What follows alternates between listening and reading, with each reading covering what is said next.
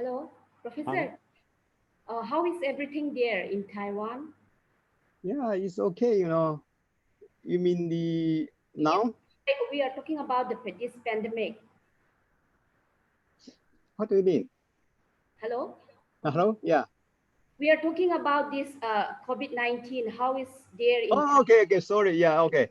COVID-19 in Taiwan, I think it's okay, as you know. Because in Taiwan, the Taiwan people have the habit to wear the mask to go outside when you go outside, or you go to the public space like the train station or bus station, you must always wear a mask. So as you know, the COVID-19 in Taiwan is not so serious, compare probably compared to your country, we just only a few cases, yeah, just only a few. I think up to 9. Uh, Almost the local infection from Taiwan could be just around no more than 50 case, just only 50 case.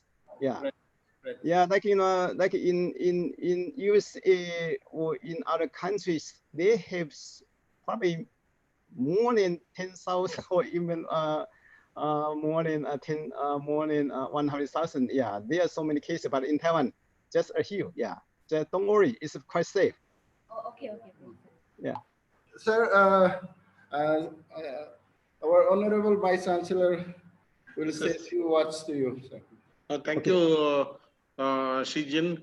Yeah. It was nice of you. Thank coming here for giving webinar, and will be having some kind of collaboration in future with our computer science and engineering in future Okay. if it is possible. And you can also extend whatever the help to our faculty, and we will try to get some help to our students also through your department. I know your university is one of the best university in Taiwan, and just now our colleague is asking about control of COVID-19 in Taiwan. Yeah. Actually, Taiwan is the one country which has totally controlled the COVID situation, even better than China, All better than right. China, and Yeah. they could able to control COVID-19, and Yeah. they got cases immediately, but they could control better than any other country in the world. Yeah. And Right. I've been closely following about COVID-19 situation in Taiwan, and they were really successful, and they are model for many countries in the world. Yeah. And Taiwan is a model country for science and technology and development in the world. Right. And we are very happy to have you, sir, through webinar to our students and faculty, and there will be an opportunity for us to interact with you. Thank you very Okay. much, sir. Okay. Thank you.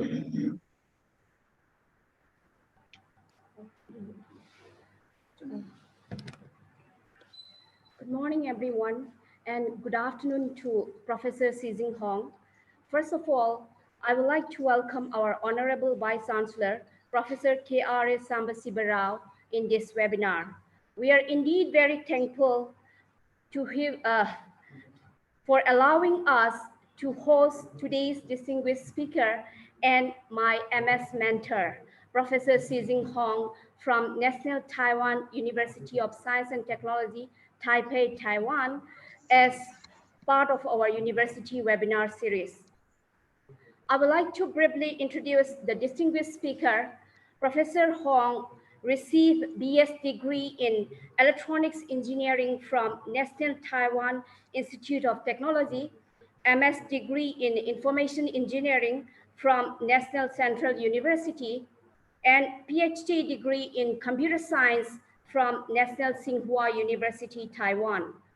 From 2006 to 2009, Professor Hong was Dean of the College of Electrical Engineering and Computer Science, National United University, Miaoli, Taiwan.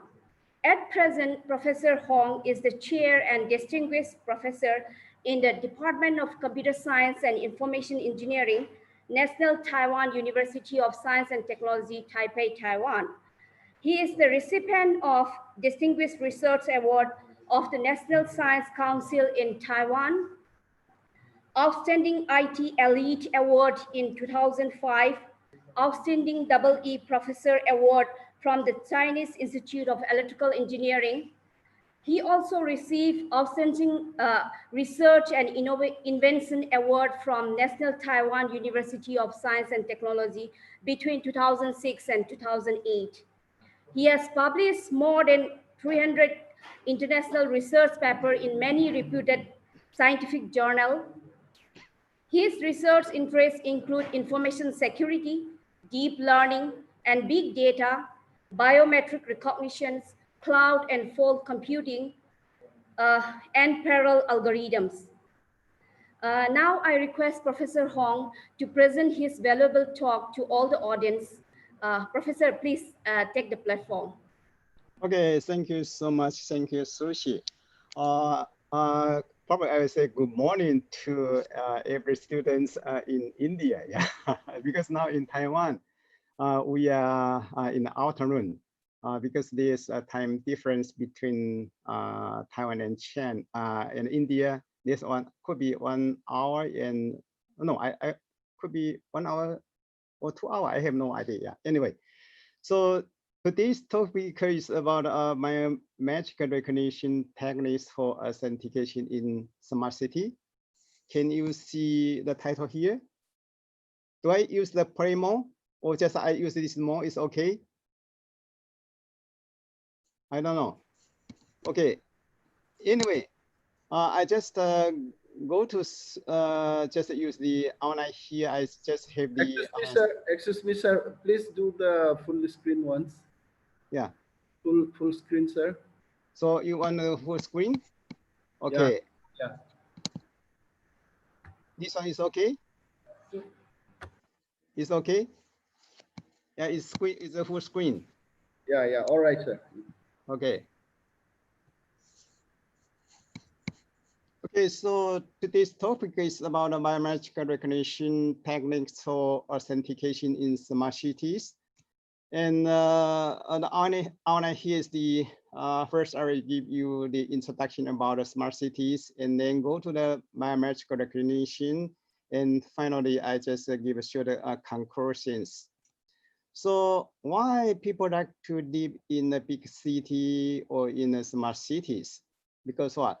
Because, everybody like, every day we must have the food, we must could be have the education, we must could have the good transportation, or even we could have some of the energy or some of the music. I mean that there are so many things that we can find from the smart cities, and also could be that's why people like to live in such a good good environments because these sources can be provided by the smart cities. So and I will say that the China Telecom is the biggest tech company in Taiwan. And they just, for the smart cities, they just choose 10 major applications, such as the logistics, distribution, life education, people government, energy conservation, community, and so on and so forth.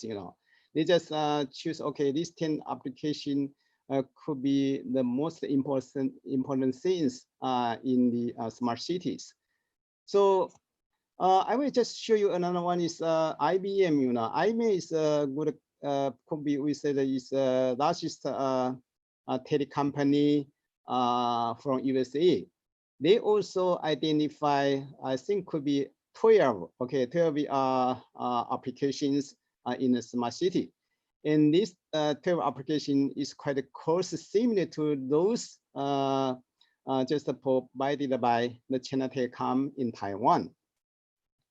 Okay, now, because, people live in smart cities, then we must have a device to connect to the servers so that the people can have the information from servers, so they can get information from servers, or they can send some message to the server to ask inquiry to something. Like, we have mobile home, we can ask Siri to say, okay, where is the good restaurant in Taipei, something like that. So anyway, you should have a device to connect to the servers, So now what we want to say is that this device should be as small as possible. Also, this device should be very smart. And also this device should consume just only a few energy. And also it should be easy to use and to be installed to your mobile home or even in your notebook and something like that. And probably also this should be wearable. And the most important thing is that this device should be cheaper. Okay, that's why you should say, because we must have a smart city, the people, they have this device, they can connect to the server to get all this information. So on the other words, we can say, suppose, if we can have a device connect to the internet or things, that means all device can be connected to the internet, and then you can use the internet to access to anywhere. So in that case, just I mentioned here again, in China Telecom, they just provide some major service in internet or things. Like, they just outline probably, okay, this could be 8 categories for the smart cities, like the energy savings, agriculture, community and family, logistics, traffic, healthcare, business, security. It could be 8 categories provided by the China Telecom. And these 8 categories, they just provide a corresponding system. For example, for the agriculture, they could be have the farm's environment control system to control the water supply, the temperature, or even the lighting for the agriculture. So there are many things that, and as you know, from here, this system is so large, But because time is limited, I cannot show you all these things. So I will just choose, could be community and family, traffic, business. This could be these 3 categories. I will show you how the China Telecom designed such a system.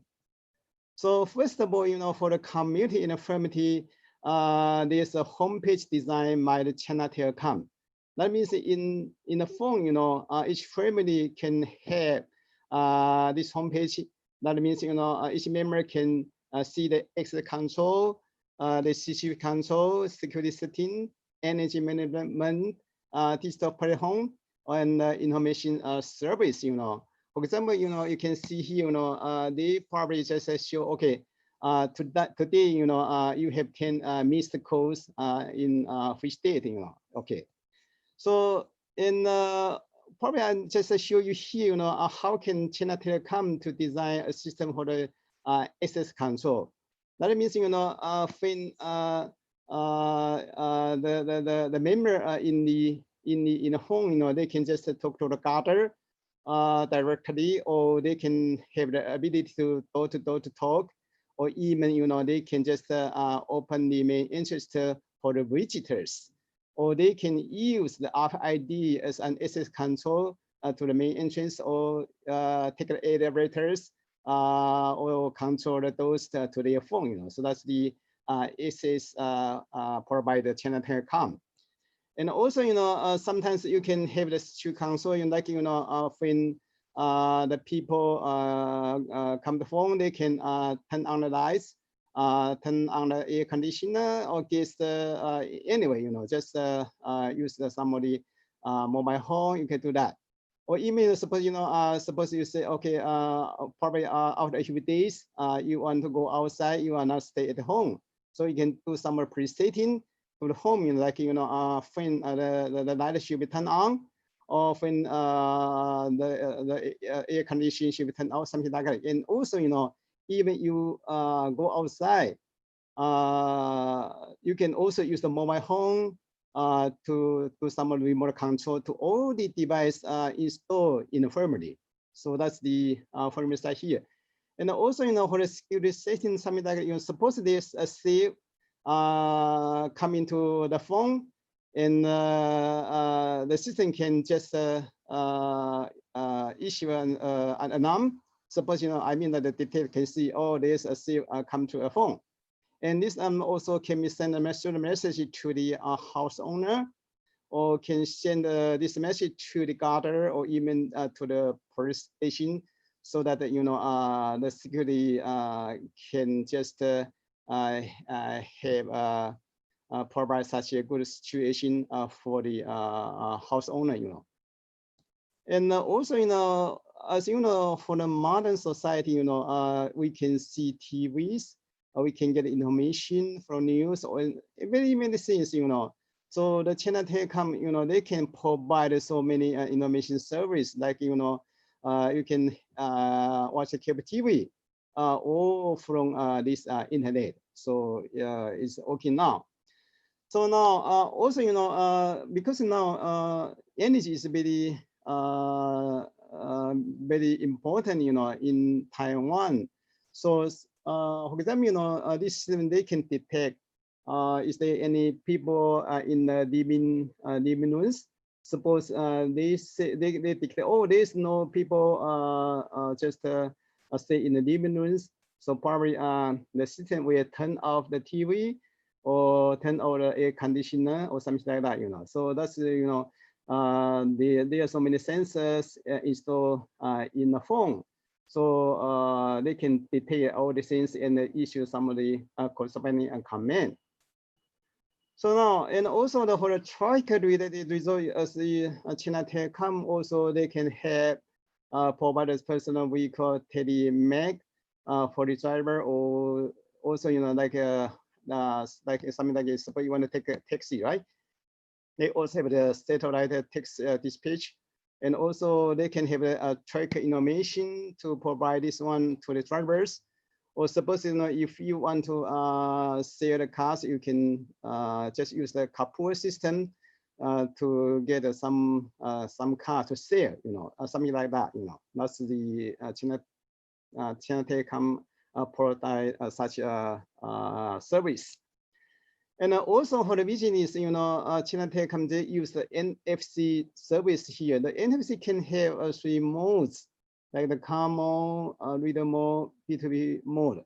For example, in a car mode, the NFC can just like your mobile phone just look like the access card ID, and also like the credit card, or like the electronic wallet, or even you can just use a mobile phone, just like a traffic ticket. So you can just use this NFC device to go anywhere. For the reader mode, you can use the NFC just as a reader to read the coupons from private corner restaurants. You can get some discounts. And also you can use the NFC as a P2P mode. That's even you mean that we mean that here there's 2 mobile phone. You just tap together. Then you can exchange information, like you just give some name card to others. So it's very convenient. So now I just show you here is that the in China Telecom, they just provide a system for the smart cities, and they divide this system to probably say 2 parts. On the top is a cloud path, and on the bottom here is the building path. And as you can see, for the building path, it consists of several subsystems, like the smart home system, like the access control system, or security surveillance system, or sensor control system. For example, for the smart home system here, right? If you can see at the bottom of this side here, you can see some reader here. Probably, if you want to go to the door, you must use the RFID, or you can use some of the other ways, like the some other cards. So some access card. So the door controller can read your cards, and suppose it can just pass the security, then you can get in. Okay, also, for the security surveillance system here, you can see there are so many video monitors just to install in the building.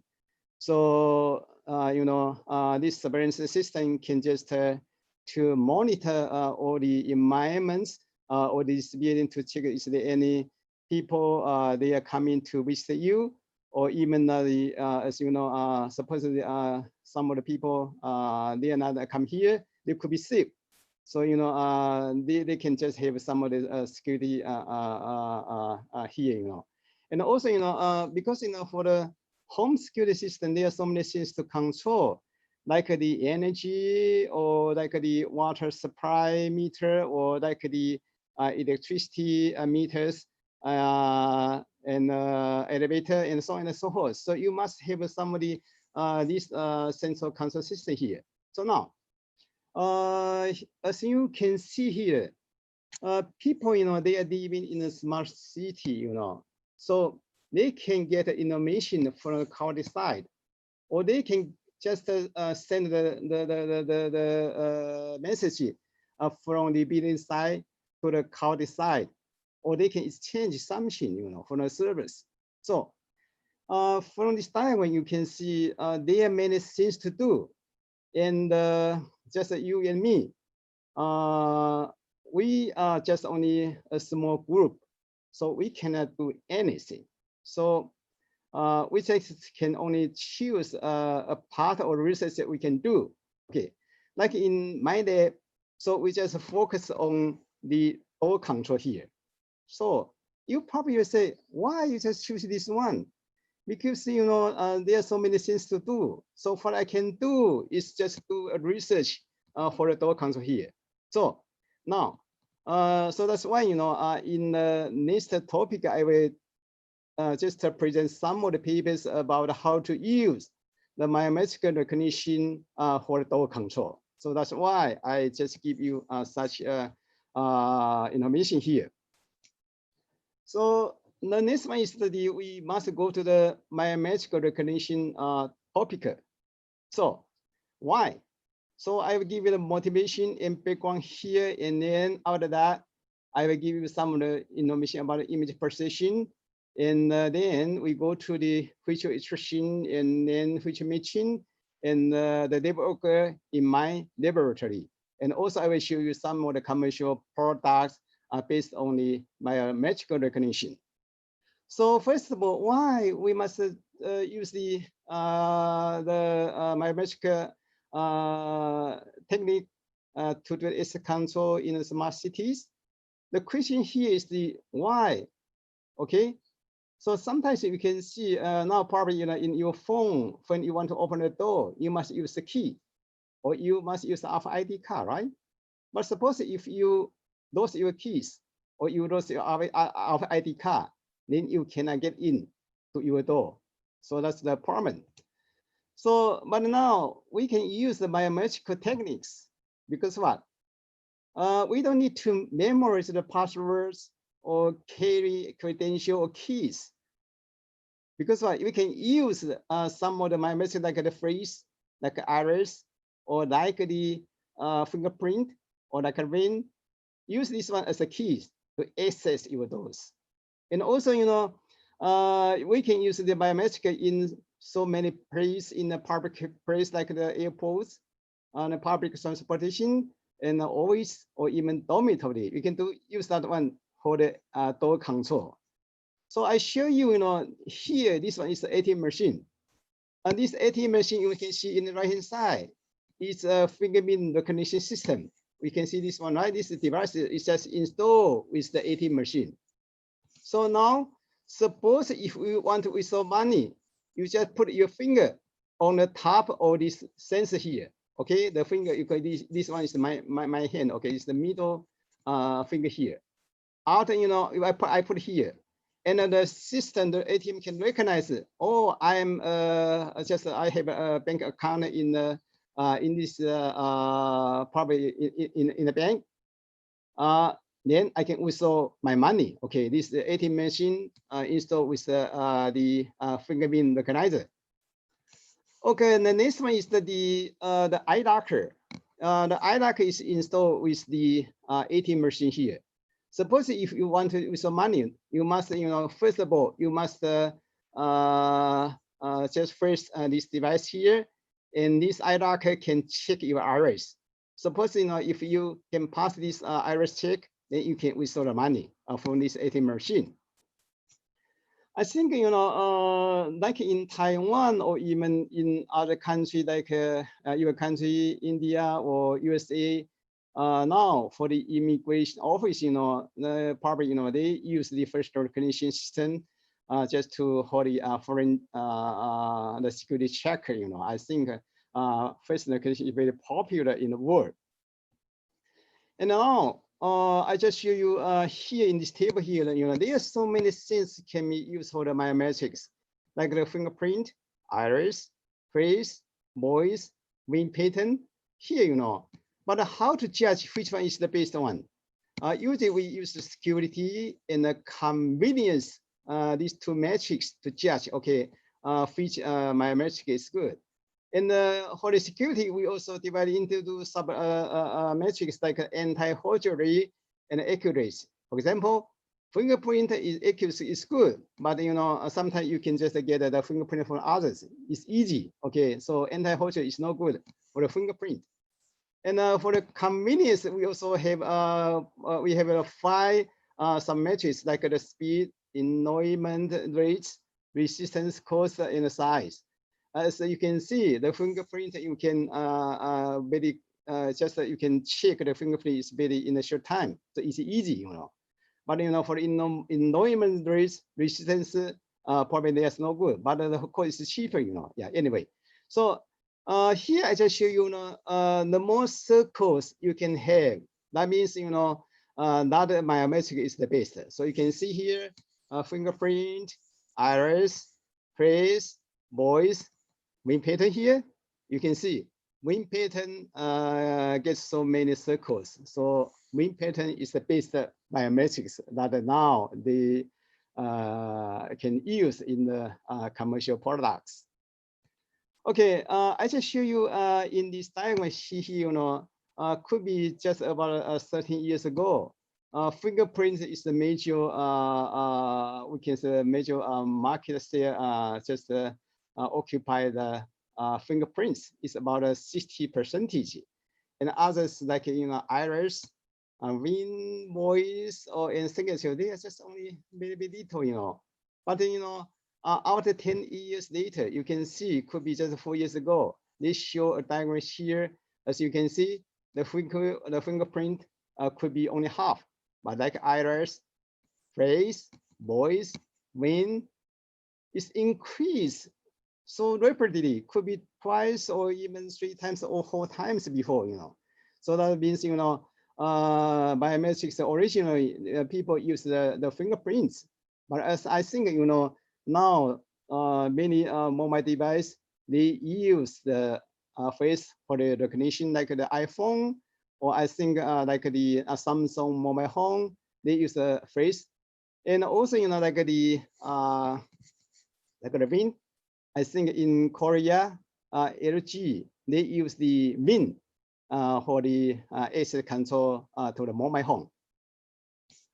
Okay, and here, I just use the different color to show the element, like the copper, for by access use this color, and the green color is for the case point. Anyway, I just show you a diagram here to show what the annual, okay, the annual revenue. They just show put here from 2016 to 2025 here. You can see the revenue grows exponentially. So that means, if you are doing a research in biometrics, you probably can be rich people in some year, in some day. Okay, anyway, yeah.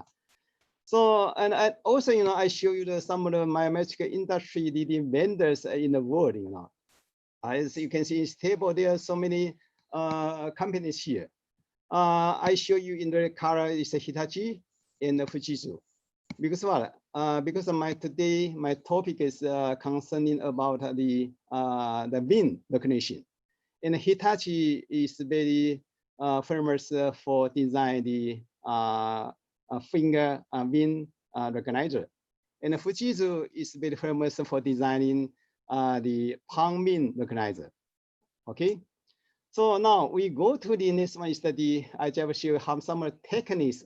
How can we use the VIN to use this one to hold the authentication in the mobile home or in the notebook, or you can use this one for the access control. Okay. So first one, I will show you some of the image processing papers. So here, I use so many papers here. And because I use these papers here is that these papers, they are very focusing on some of the image processing techniques to enhance the VIN.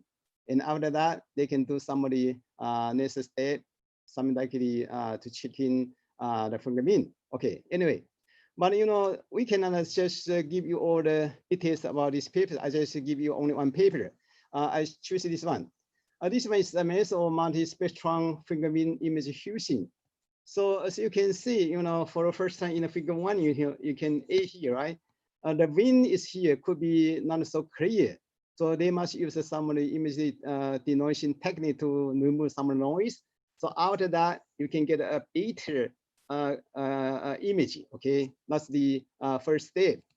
But after that, you can see this VIN is not so clear. So that means we must to enhance, or we must to try to control the brightness of the image. So after that, you can get a better fingerprint image here. So, and for the next stage is even you can have this nice VIN image, but it's still no good. So we must try to enhance the contrast. Okay, the contrast, because you can see here could be too dark, and here could be too bright. So we can just use contrast technology to enhance this fingerprint, so it becomes this one. So you can see the dark become a little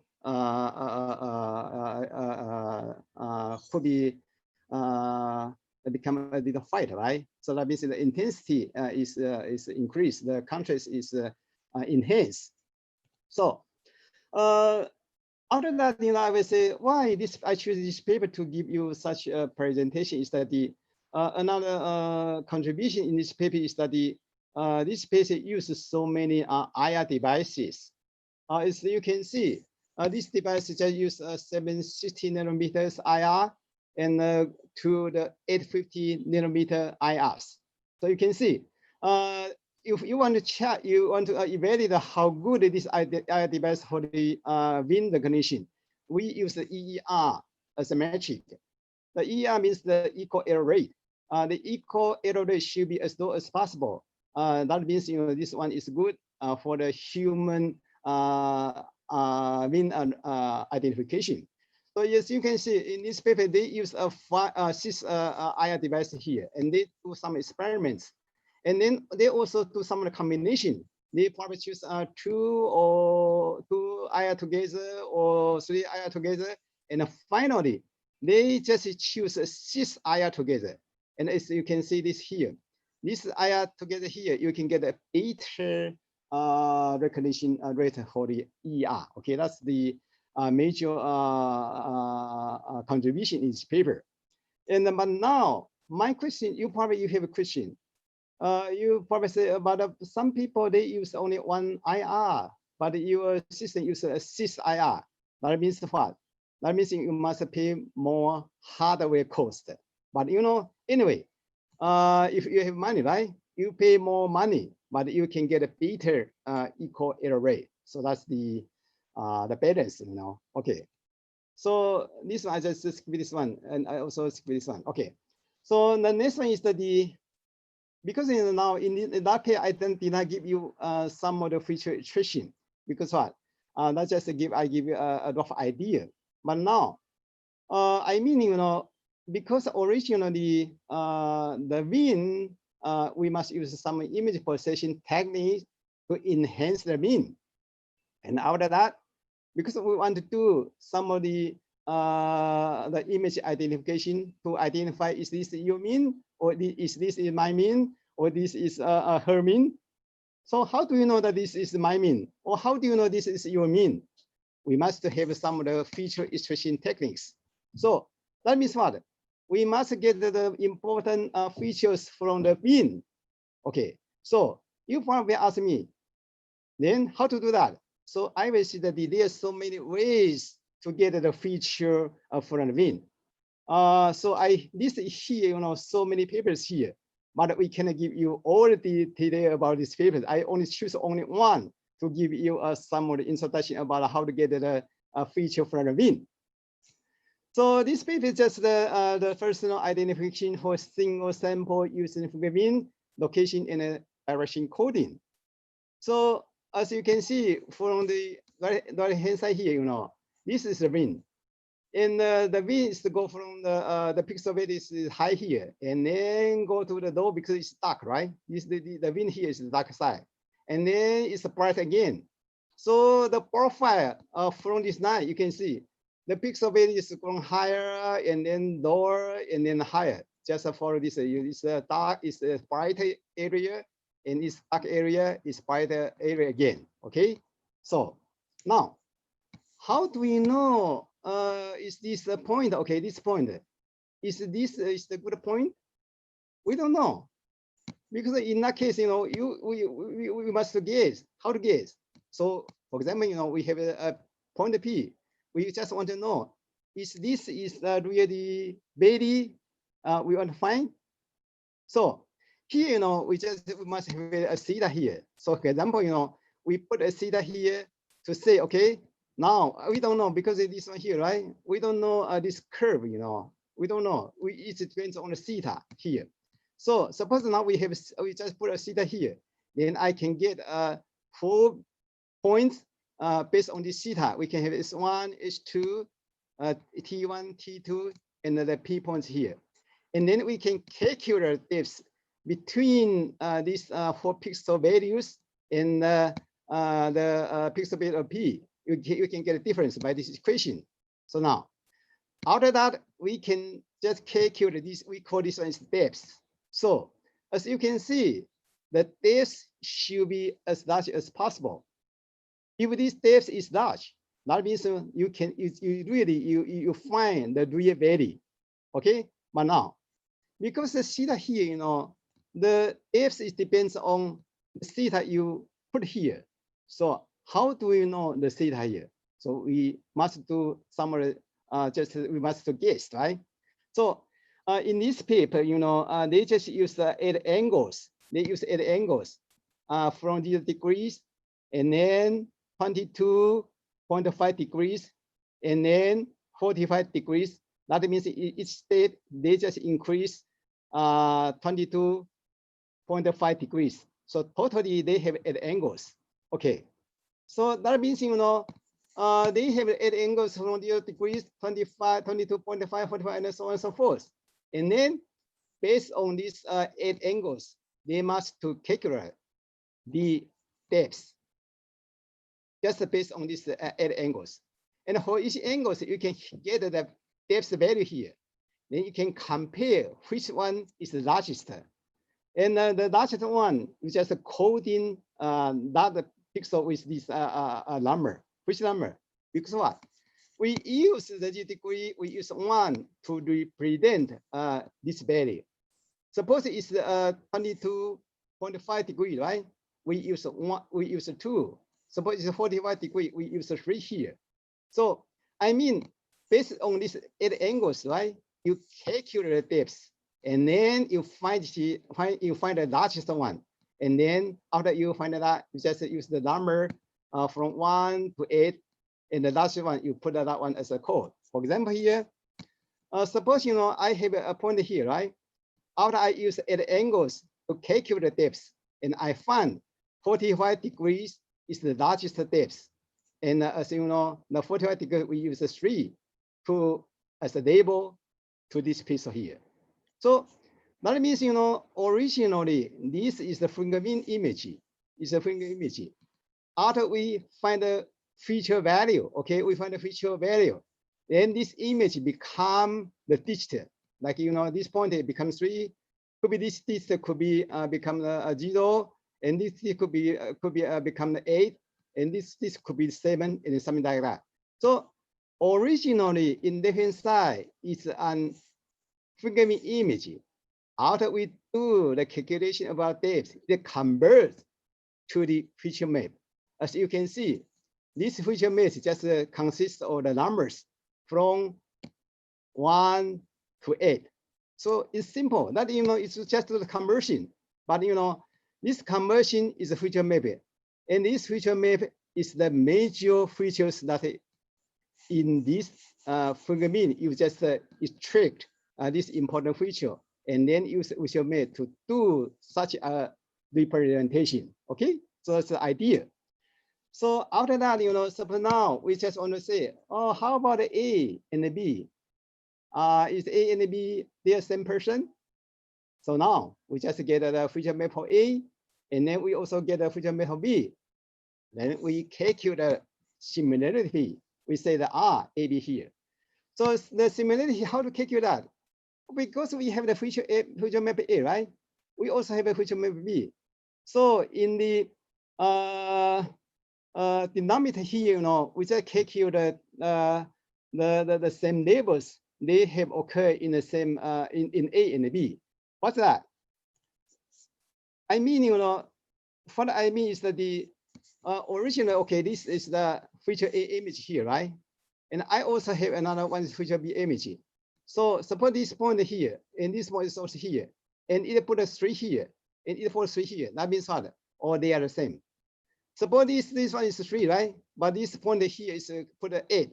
Then we say they are not. So they are not matching. So we just calculate how many same labels in these two feature map. Then we can get the score. Okay, that's the what we say in this paper. So after that, we can get a similarity between feature map A and feature map B. Suppose the score is higher, that means, you know, feature A and feature B, they are almost the same person. Okay, suppose this is very low, then we say, oh, you are not two, these two persons are not the same. Okay, that's the paper showing the idea showing here. So now next one, you know, because we have extracted the feature from the fingerprint. So next steps, you know, we must do somebody feature matching. Okay, how to do that? First of all, we can use the template matching based on the feature match as I just mentioned before. You can also use the Hamming distance. You can use the POC. You can use the hostel distance and so on and so forth.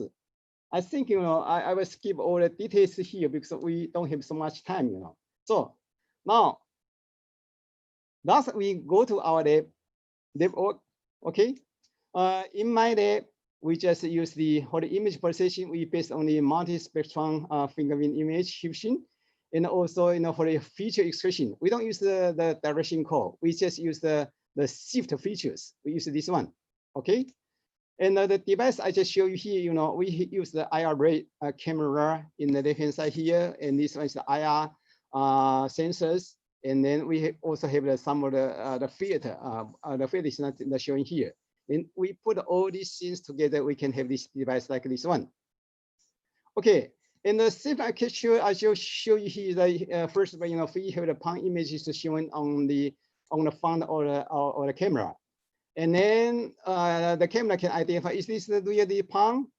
Suppose it is, then we go to the next step to do some image processing to remove some noise and to enhance the image, and then we get the shift features. After we have these features, we just do such a comparison between all those shift vectors stored in the database. And supposing, you know, this incoming palm, the shift vector is similar to one of the shift features stored in the database. And then we say, oh, it's passed because you are one of the richest guy in the database. Suppose they are not, then it's not passed. Okay, that's the idea here. Okay, so the database we call this is 2,000 people. Okay, in our lab, include 1,500 men and 500 women. And each person has 4 palm images. So totally we can have 8,000 images here. And in our experiments, we do two kind of, we say probably three kind of experiments. First one is the one-to-one verification. And next one is the one-to-n recognition system. And in the case three, we do some rotation to the hand. So I show you the result here is one-to-one verification here. As you can see, I show you the FRR and FAR right here. If AR means a forced accept rate. Forced accept rate means what? Means suppose you are not racist person, but you can get into the system. That means you are forced is a forced accept for the person. Forced rejection rate means you have already registered in the system, but you probably in some cases you are rejected from the system, and that way is called a forced rejection rate. So in our day, we just design this system to be that if AR should be 0, forced accept rate 0 means what? Means no one can get in. Suppose it not registered in the system. So you can see, if RR here, it could be about no more than 1%. That means, you are suppose you are testing in this system for 100 times. Probably one time you will be rejected, only one time, okay? Probably, okay. But the time here is, it could be just take around no more than 1 second to do such a one-to-one verification. But how about one-to-n recognition system? One-to-n means what? Supposing that you have 2,000 people in the system, you must recognize one people. You must compare all these people one by one until you find the person is in the system or not. So I show you here is that it will take so much computation time. Why? Let me just give you an example here. Suppose for the one-to-n recognition system, the system N is equal to 2,000 people. That means there are 2,000 people in the system, and each time if you want to take one to the 2,000 people, it must take about 24 seconds. It's 24 seconds, okay? 24 seconds. So totally, if you want to recognize 2,000 people, that you must take about 800 hours. That means what? Suppose 2,000 people is in a factory, okay? In a factory, we have about 2,000 people. In the morning time, suppose you want to use this system to just for the people to get in the factory, then you must do such a recognition. Then it's quite impossible because what? If you want to check over the 2,000 people, you must pay about 800 hours. So quite impossible. Okay, that's why we must use cloud computing. Okay, we also use some of the notation to just show you that even we can rotate the palm in for about 50 degrees, 30 degrees, and as you can see, FAR is the same 0. But if FR is increased, could be 10 times, okay? But I think it's still acceptable. So, and also, we can compare this paper to other papers. Just this here, you can see we get a better result than those results published before. And then finally, I go to the commercial products here. Because I say so much, I give you so many papers, I give you so many introduction about these techniques. So is there any commercial products you can buy? Yes, you can buy this one. In the left-hand side, this is the palm bean recognized is a sale by the Fujitsu, and it take about 5,000 US dollars for this device. But for the right-hand side, this say about 6,000 US dollars is a fingerprint verifier. This is made by the Hitachi. Okay, so. And in my day, we also design a prototyping device. Look at it this way. You can see here, right?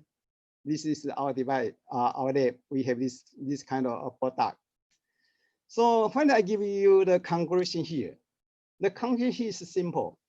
The smart cities are, as you can see, the big data you can create it. So there are so many information you can create every day. So I just told you that because there are so many things to do, we can do all the research. So in my day, we just focus on the access control, and we use the mean for the access control. That's why today I give you such a talk. And finally, I just give you that because there are so many things to do in the smart cities. So my recommendation is division as well as cooperation is the best policy. Because what? You and me, because our ability is limited. You are not a Superman. You are not a Superwoman. So what you can do, just choose only one topic, just to finish your part as better as possible. Okay. So finally, I give you the this could be the advertisement for the 2020 keywords order ranking or the ranking university ranking or the top 1,000 in the world. There are 16 university rank in the top 1,000. And my university is here, okay. Number 5 is National Taiwan University of Science and Technology. The world rank is about 251. And my university is could be the rank top 5th in Taiwan. The best university is National Taiwan University, is #1 university. And the number university, the world ranking is 69 in the world, okay? The world top 20, top 100, its ranking is 69. So this one is the best university. So I just give you such an advertisement here study. I just want to announce this information to all the people, all the students in India or in your university. Suppose, if you want to go to study abroad, you can come to Taiwan, and you can come to Taipei, and you can come to my university, because in these 5 universities, Taiwan University and my university are located in Taipei. Tsinghua located in the could be 80 kilometers from Taipei. Chengkong University is in the south of Taiwan, and Jiaotong and Tsinghua, they are located at the same location. Okay. Anyway, I see that the best way to study in Taiwan is Taipei, and my university is the best. Okay, and that's the end of my talk. Okay, any questions?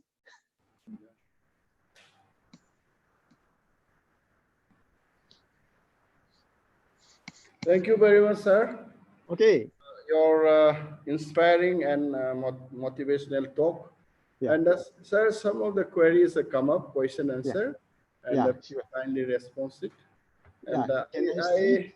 I just read out and give it the answer to the participant. Okay. The first question comes from Dr. Karuna Rathore.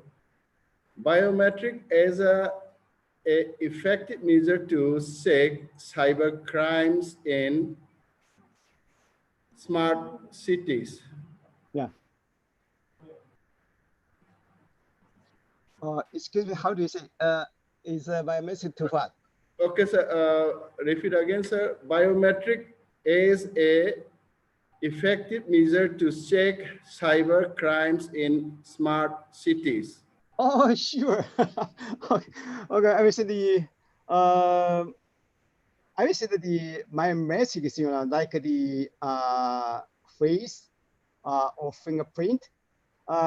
These two biometrics could be you can duplicate my face, or you can duplicate my fingerprint. But for the biometrics like the fingerprint or the palm print, it's impossible. Because what? Because the biometric for the bean is under the skin, So you can just use the light to get this the bean. It's impossible. And another thing is that for the fingerprint, you know, when you touch something, or you touch a cup, or you touch on a table, then you can copy that fingerprint. But for the fingerprint, impossible, because it's on the skin, so you cannot copy.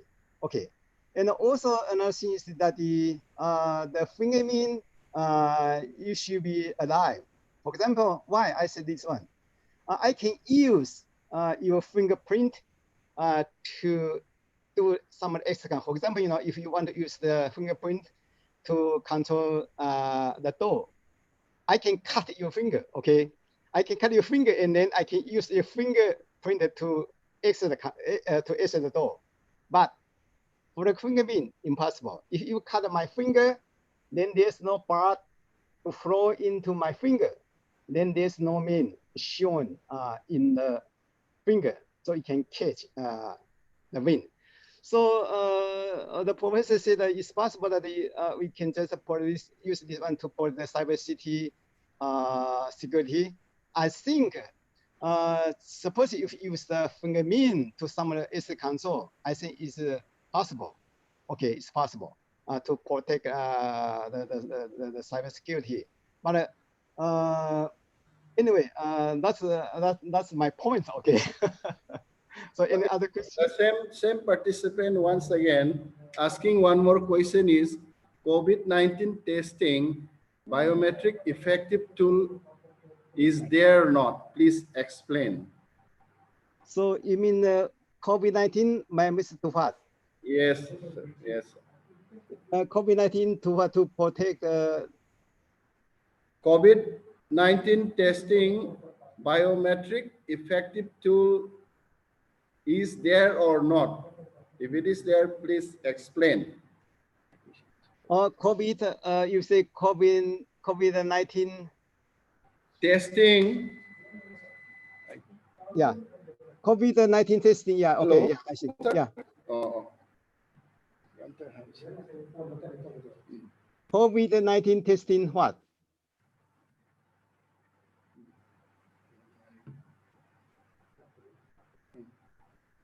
You say COVID-19 testing in Taiwan?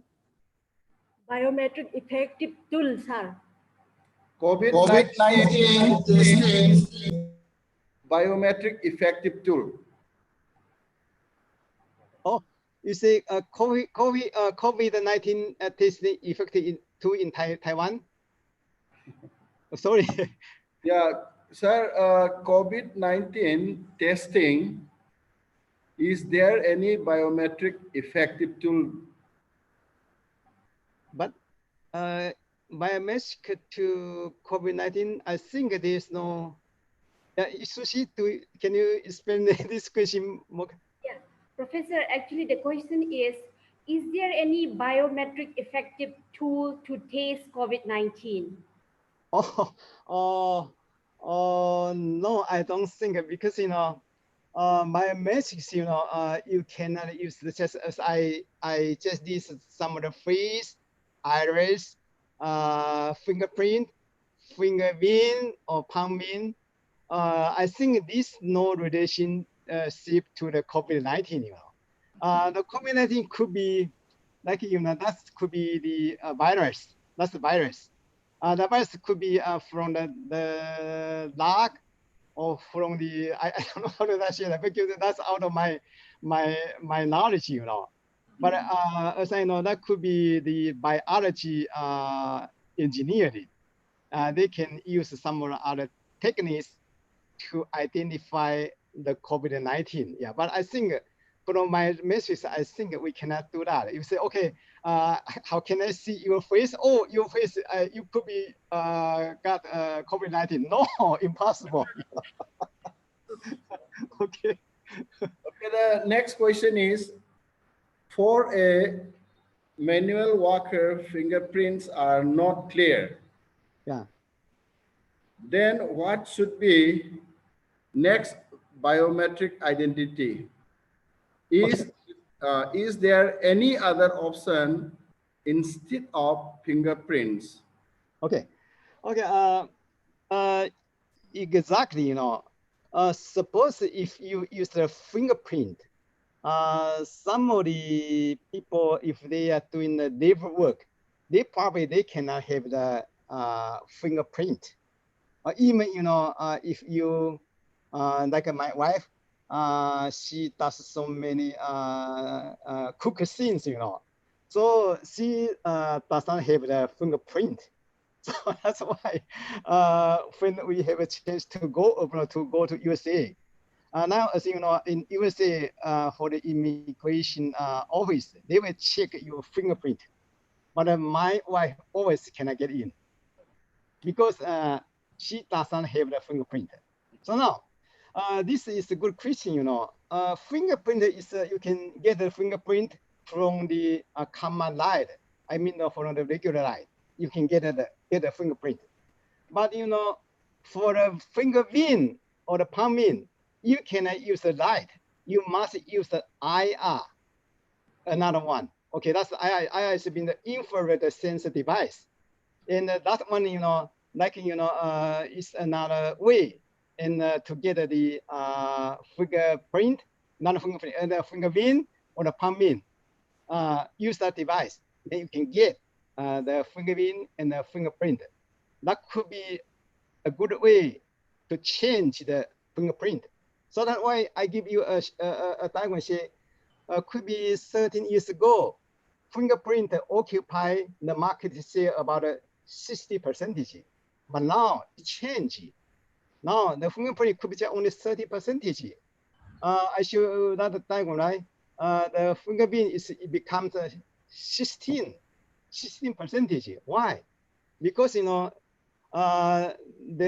some people, they understand fingerprint is no good, it's no good, as you say. Some people, they don't have the fingerprint. Okay, but the fingerprint, everybody has fingerprint. It's under the skin. Okay, you can get that. Yeah, okay. Thank you all the participants. Any query, please contact you the resource person, and then resource person will respond from his email. Okay, now I invite for the proposal the board of thanks to Dr. M. Saroja Devi. Okay. Good afternoon. Yeah, good afternoon. It is very proud privilege for me to propose vote of thanks. At the very outset, we organizing secretaries are like to express our deepest gratitude to Honorable Vice Chancellor K.R.S. Sambasiva Rao. He took initiative to have this webinar on today and for sparing his valuable time. We are extremely thankful to our invited speaker, Chair Professor Xi Jin Hong, for his inspired talk. I would like to thank to all participants for their kind presence and participations. And last but not least, I would like to thank to our organizing team, Dr. N. Mohanta Singh Sir, Mistress M. Susilata Ma'am, Suraj Kumar and Tulanga Sir. Thank you once again, and I declare the program ends. Thank you. Okay, thank you so much. Okay. So is it finished now? Yes, yes, sir. Thank you so much. Okay. Anyway, suppose you have a chance to Taiwan, come to visit our university. Okay. Okay, thank you, sir. And also, just at the beginning, suppose there are some students, they want to go to Taipei. Yeah, come to my university to study. Yeah. Okay, thank you so much, sir. Okay. Anyway, yeah. Professor, I will contact you later again. Okay. Sir, this is the beginning only. Later we will, we will interact you again, sir. Okay, thank you so much. Because this is the first time I use Zoom to do the presentation. Yeah, it's funny, Very, very interesting topic, sir. Thank you. Okay. Thank you so much. Okay, bye-bye. Bye-bye. Okay, bye-bye.